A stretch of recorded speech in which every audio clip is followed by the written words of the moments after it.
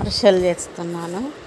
అరిసెలకైతే మనం ఒకరోజు నైటే బియ్యం అనేది మనం ఎన్ని కిలోలు తీసుకుంటామో అంత అయితే బియ్యం నానబోయాలి.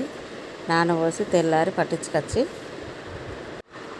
అలా పట్టించుకొచ్చిన పిండిని మనం ఎన్ని కిలోల బియ్యం తీసుకున్నామో అంతనే బెల్లం తీసుకోవాలి.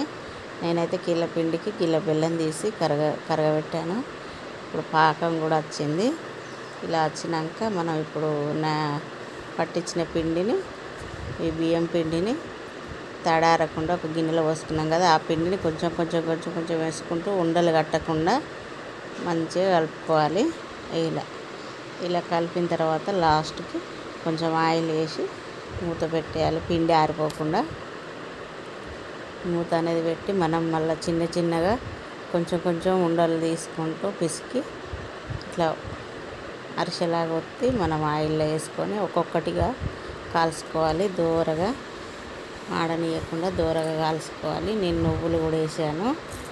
నువ్వులు ఒత్తేటప్పుడు పైన వేయచ్చు. పాకం పట్టినాక మనం పిండి కలుపుకునేటప్పుడే అందులోనే నువ్వులు వేసి కలిపితే బాగుంటుంది టేస్ట్ అనేది. ఇలా నువ్వులు కూడా వేసి చేసుకుంటే ఇంకా టేస్టీగా ఉంటాయి. ఈ అరిసెలు అయితే కొలత ప్రకారం చేశాను నేను. మీరు ఈ వీడియో చూసి ఇలా చేస్తేనైతే అరిసెలు అయితే బాగా వస్తాయి.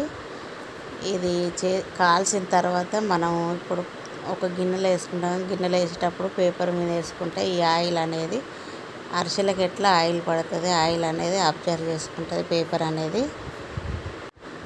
చూసి వెళ్తున్నారు, సబ్స్క్రైబ్ చేసుకోవట్లేదు. సబ్స్క్రైబ్ చేయండి ఫ్రెండ్స్.